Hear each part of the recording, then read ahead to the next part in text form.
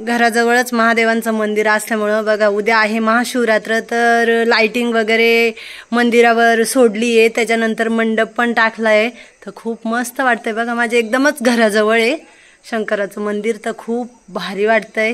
आणि उद्या महाशिवरात्रीची तर इतकी गर्दी तिथं राहणार, मंदिरामध्ये दिवसभर भाविक दर्शनासाठी येत असतात.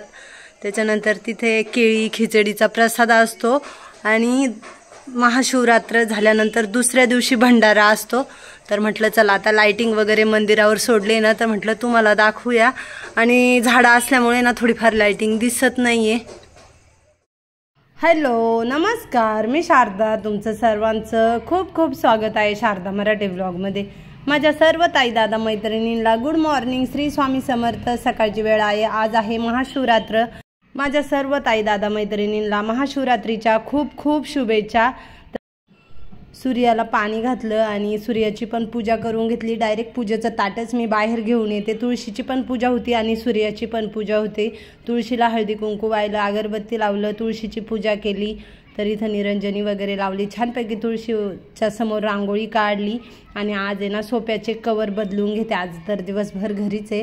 तर जे दुसरे टाकलेले होते ना आधीचे ते धुवायला टाकते आणि हे टाकते. हे तर काय 4-5 दिवसातच लगेच खराब पण होऊन जातात, पण हे सोप्याचे कवर टाकल्यानंतर आहे ना हॉल एकदम मस्त फ्रेश दिसतो. आधी चालला आहे क्लासला, तर तो बघा गेला तो क्लासला. आणि इथं मी सोफा व्यवस्थित आवरून घेतला बघा. सकाळी सकाळी ना सोफा वगैरे आवरून घेतल्यानंतर ना खूप फ्रेश वाटतं. आणि सकाळी सकाळी घरातले ना फ्रेश वातावरणात मस्त कामं होतात. तर इथं सोफा व्यवस्थित आवरून घेतला. आणि मी कोणतंच काय काम करताना कर म्हणून करत नाही, तर सोप्याच्या उशा पण मी ठेवताना ना सर्व सोप्याच्या उशांची डिझाईन ना एकच बाजूला आली पाहिजे असेच मी सोप्याच्या उशा ठेवते, नाही तर ठेव म्हणून कशा तरी ठेवत नाही. कोणतंच काय काम करताना व्यवस्थित नेटनेटकं केलं ना का ते दिसायला पण छान दिसतं, नाही तर कर म्हणून करायचं. तर असं नाही करायचं, काम करताना व्यवस्थित करायचं. काल संध्याकाळी मी 5 वाजेचा चहा असाच दरवाजाला टेकून आणि बसले होते चहा घेत. तर तितक्यात माझं आहे ना लक्ष गेलं दरवाजावर आहे ना बरीचशी धूळ साचली आहे. आणि आता कसं उन्हाचे पण दिवस आहे आणि त्यातले त्यात उन्हाळ्यामध्ये कशी हवा वगैरे सुटते ना, त्याच्यामुळे ती पण बारीक बारीक धूळ येते अशी पावडरसारखी. आणि घराचं काम चालू आहे ना तर ती पण धूळ वगैरे येते. तर मी अशीच बसले होते चहा घेत आणि माझं लक्ष गेलं. तर मी अशी बसल्यानंतर शांतच बसत नाही, माझं काही नाही तर काही कुठेतरी काहीतरी लक्ष राहत आहे घरामध्ये, काही कमी जास्त असं. तर मग मी बसले होते, तर मग म्हटलं चला आज आहे ना सकाळी सकाळी मस्त दरवाजा पण स्वच्छ पुसून घेऊया. तर इथं मी बादलीमध्ये पाणी घेतलं, त्याच्यामध्ये हळद टाकली आहे, गोमूत्र टाकलं आहे आणि खडे मीठ टाकलं आहे. आणि एका रुमालाने ना व्यवस्थित सर्व दारं चौकटी पुसून घेतले. मेन दरवाजा पण पुसला, सेफ्टी दरवाजा पण पुसला आहे. आणि मेन दरवाजाची ही डिझाईन आहे ना माझ्याच चॉईसची आहे, डायमंडची डिझाईन आहे. तर ही मीच दिली होती ज्यावेळेस दरवाजा बनवायचा होता ना त्यावेळेस. तर पूर्ण दोन्ही दरवाजे सागाचे. आणि जो माझा किचनचा दरवाजा आहे ना तो सुद्धा सागाचा आहे, पण जे पुढचे 2 आहे ना म्हणजे मेन आणि सेफ्टी ते पण सागाचेच बनवलेले आहेत. तर मस्त आतून बाहेरून दोन्ही पण दरवाजे पुढचे पुसून घेतले. आणि पाणी एवढं खराब झालं होतं ना का ते तुम्हाला मी दाखवायचीच विसरून गेले, का खूप पाणी खराब झालं होतं. तरी पण मी 8-15 दिवसातून आहे ना दरवाजा पूर्ण स्वच्छ पुसून घेते. कसं आपला मेन दरवाजा आहे आणि आपल्या घरामध्ये येणारे जाणारी व्यक्ती ही आपल्या दरवाजातूनच आत बाहेर करते, त्याच्यामुळे ना आपल्या घराचा मेन दरवाजा आहे ना तो नेहमी स्वच्छ आणि क्लीन ठेवायचा. आणि जेव्हा कधी मी दरवाजा पुसते ना तर मीठ, गोमूत्र आणि हळद घेऊनच पुसते, तसंच नुसतंच पाण्याने पुसत नाही. तर बघा काही ठिकाणी आपण गेलो ना तर दरवाजाला आहे ना जाळं पण लागलेलं असतंय, चौकटीला जाळं असतं. तर कधीही आपला मेन दरवाजा स्वच्छ ठेवायचा. बघा किती छान पुसलेला आहे.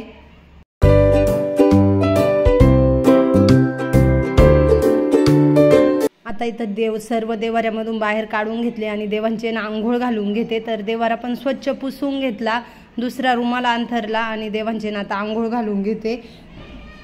तर इथे ना माझी देवांची सर्व आंघोळ वगैरे घालून झाली. आणि आज गणपती बाप्पांची पण आंघोळ घालून घेते. ताटामधलं जे देवांचं पाणी होतं ना ते एका झाडाला टाकलं.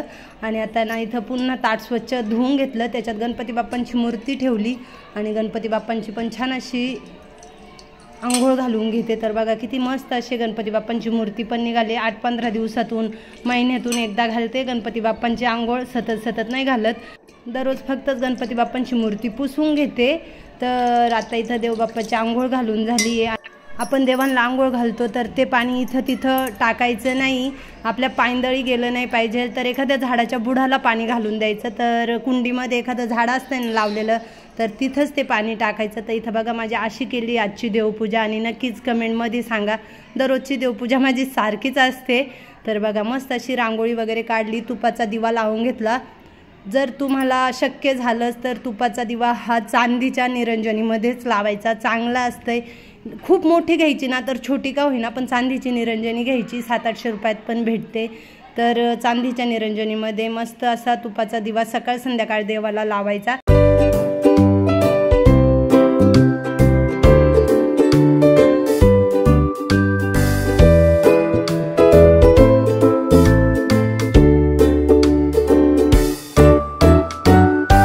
आज महाशिवरात्र तर 11:30पर्यंत माझ्या पूजा चालू होत्या.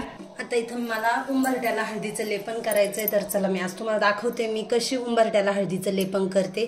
इथं हळद घेतली, एका बरणीमध्ये नाही फक्त देवपूजेचीच हळद ठेवते. तर इथे ना माझ्याकडे गंगेचं पाणी आहे, ते थोडंसं टाकायचं आहे. गोमूत्र टाकून घ्यायचं आहे, ते पण थोडंच टाकायचं आहे. आणि गुलाबजल ते पण थोडंच टाकायचं आहे, बाकी आपलं साधं पाणी वापरायचं आहे. पाणी टाकायचं आहे आणि व्यवस्थित पेस्ट बनवून घ्यायची आहे. गोमूत्र टाकल्यामुळे ना थोडंसं काळपट दिसतंय हळदीचं लेपन. गाईचं गोमूत्र हे पवित्र असतं त्याच्यामुळे ना आपण वापरायचं. बघा अशी पेस्ट बनवून घेतली आहे.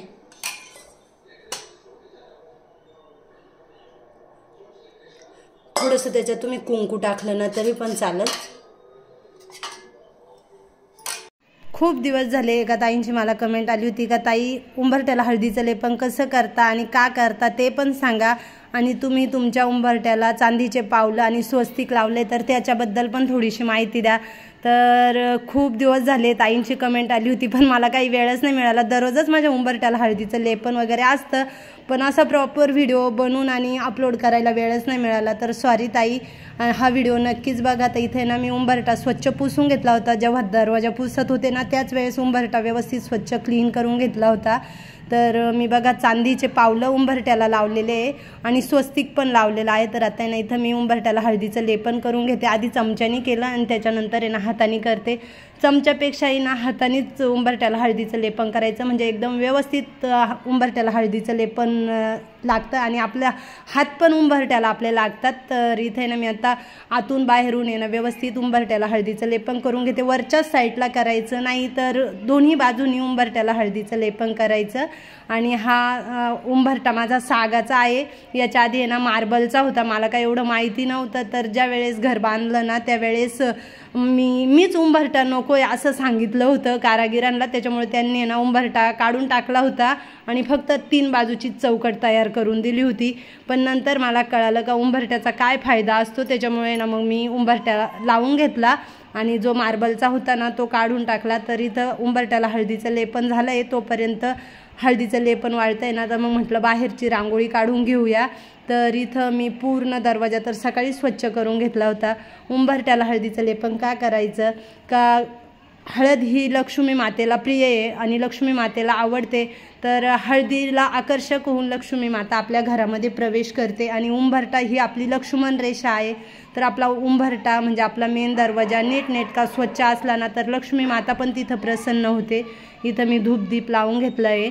तर मी चांदीचे पावलं आणि स्वस्तिक पण लावलेलं आहे. तर बघा पूर्वी आपण बघायचो जुने घरं आहेत ना, अजून पण काही ठिकाणी जुने घरं आहेत तर त्यांना ना असे नाणे दरवाजांना ठोकलेले असायचे. तर आपल्याला वाटायचं का काहीतरी डिझाईन म्हणून, पण असं नाही, ते खूप शुभ चिन्ह असतात. त्याच्यामुळेच आहे ना अजून पण काही घरांना आहे, काही राजवाड्यांना आहे नाणे वगैरे लावलेले. त्याच्यामुळेच आहे ना आपण मग महालक्ष्मीचे पावलं आणि स्वस्तिक लावायचं. तर एवढं काही महाग नाही आहे आणि प्लास्टिकचे लावायच्या ऐवजी ना चांदीचे लावायचे, प्लास्टिकचे नाही लावायचे. स्वस्तिक आणि महालक्ष्मीचे पावलं हे दोन्ही मिळून आहे ना मला 1500 रुपयात बसलेले होते. पण खूप छान आणि ना याचा अनुभव पण खूप छान येतो. तुम्ही उंबरट्याला हळदीचं लेपन रोज करा अथवा नका करू, पण मंगळवार, शुक्रवार, अमावस्या, पौर्णिमा काही सणवार असला ना तर नक्कीच उंबरठ्याला हळदीचं लेपन करत जा आणि तुम्हाला त्याचा पण अनुभव लवकर येईल।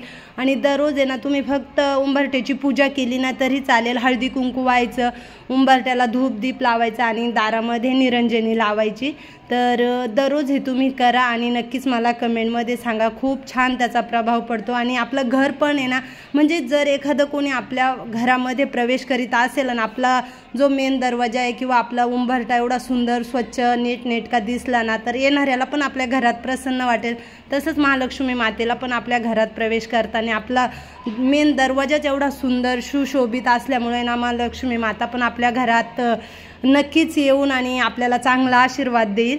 तर इथं माझं उंबरठ्याची पूजा झाली, असं हळदीचं लेपन केलं आहे बघा किती छान।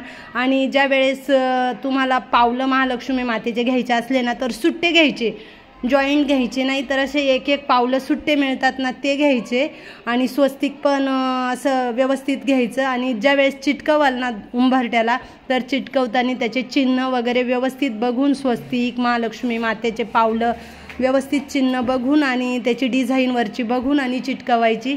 आणि चिटकवायला आहे ना फेविक्विक मिळतं ते आणायचं आणि त्याच्याने चिटकवायचं आणि चिटकवताना आहे ना रात्रीच्या वेळेस चिटकवायचं, म्हणजे रात्रभर कसं एकदम व्यवस्थित सेट होईल। आता इथं आम्ही सर्वजण महादेवाच्या मंदिरात गेलो दर्शनासाठी, तर पूजेचं ताट तयार केलं आणि आता आहे ना महादेवांचं दर्शन घेऊन येतो।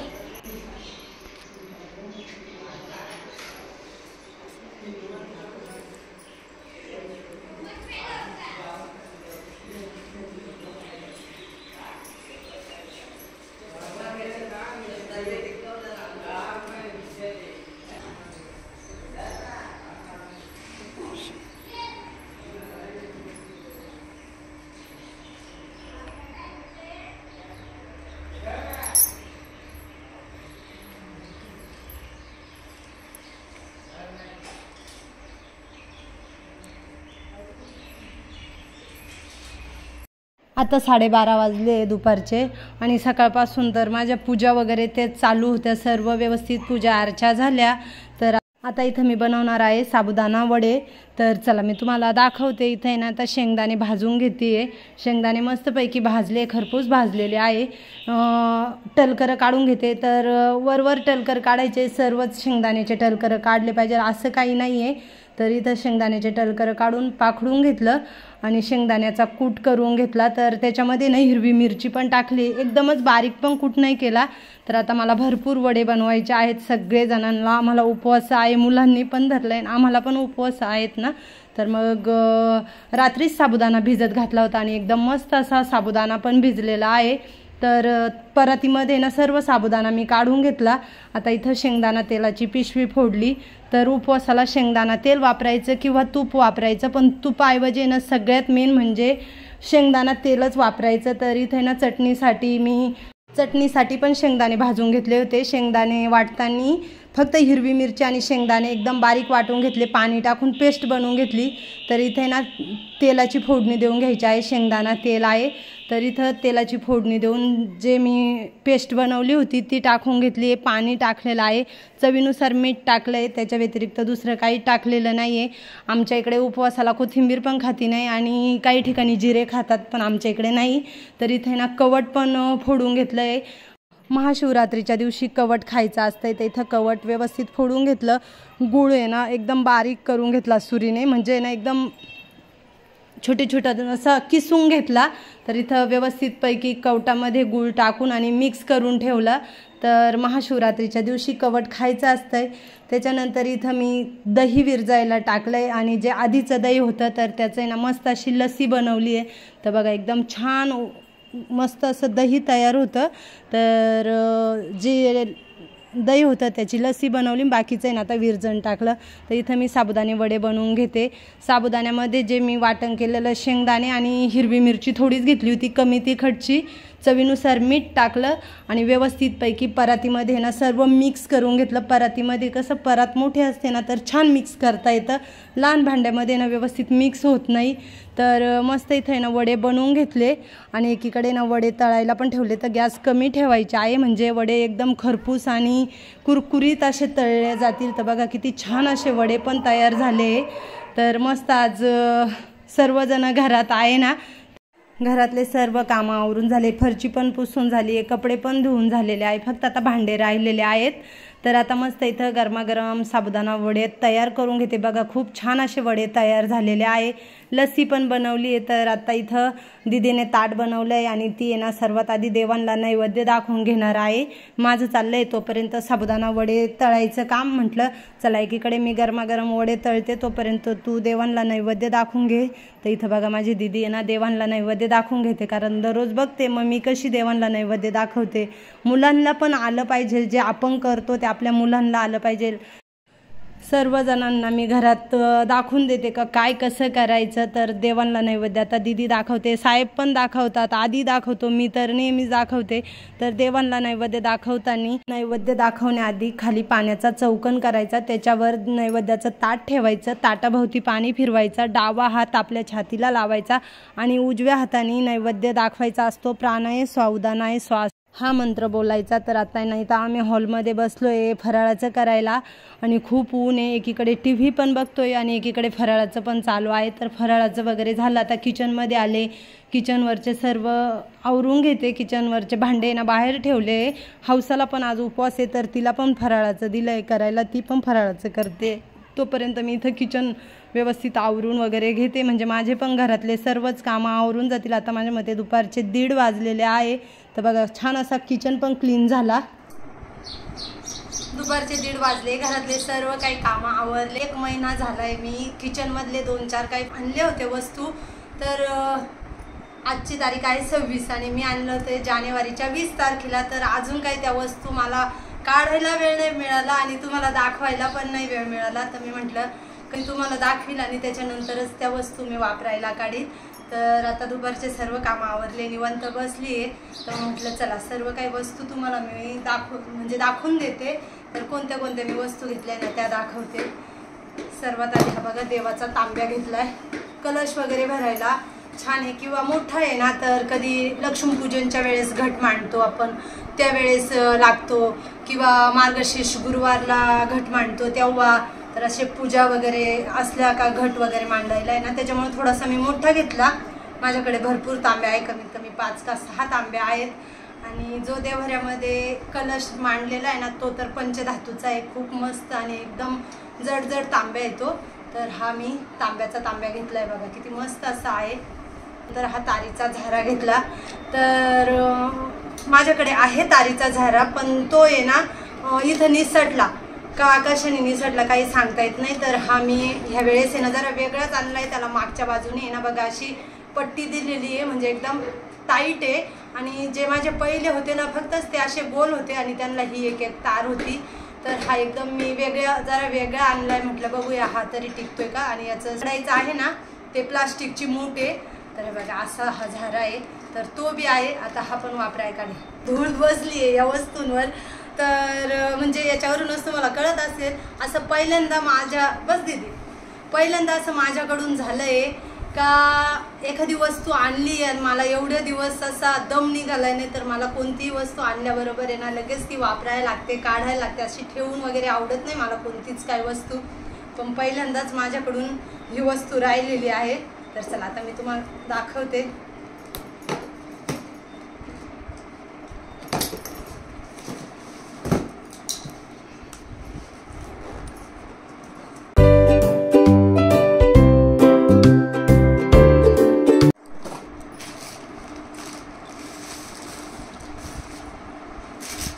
बघा हा आहे डोसा तवा,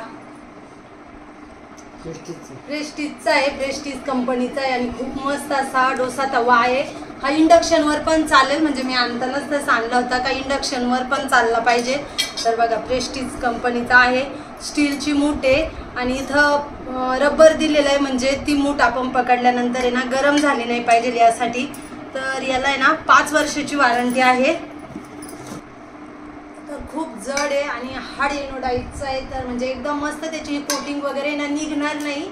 माझ्याकडे पहिला पण एक तवा आहे, मी ज्यावेळेस इंडक्शन घेतली ना तर त्यावेळेस ते सोबत आले, इंडक्शन सोबत घेतलेला होता, त्याची पूर्ण ही कोटिंग आहे ना निघून गेली आणि तो म्हणजे नॉनस्टिक होता. तर हा आहे हाड एनोडाईज आणि याची ना त्याची पूर्ण माहिती वरती मी तुम्हाला दिली आहे, सेंटीमीटर, त्याच्यानंतर किती MM चा वगैरे आहे ते सर्वच.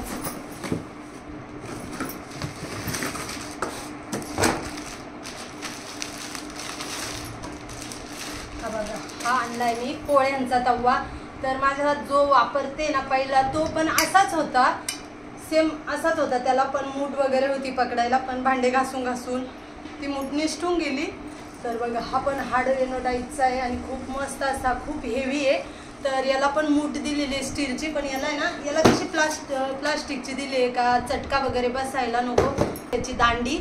तर बघा आणि याला आहे ना 2 वर्षाची वॉरंटी दिलेली आहे त्यांनी. खूप जड आहे. आता हा मी दररोजच्या स्वयंपाकामध्ये किचनवर वापरण्यात काढणार आहे पोळ्यांसाठी.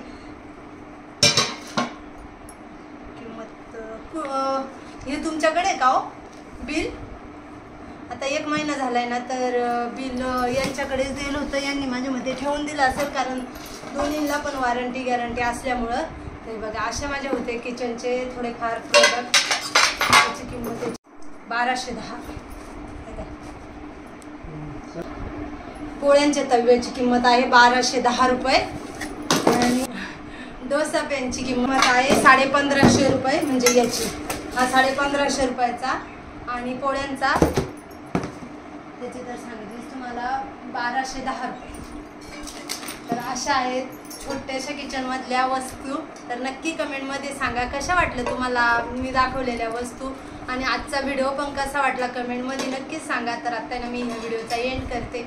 व्हिडिओ आवडला तर लाईक शेअर, चॅनलला सबस्क्राईब करा. लवकरच नवीन व्हिडिओ घेऊन येईल. तोपर्यंत सर्वांना बाय बाय. श्री स्वामी समर्थ.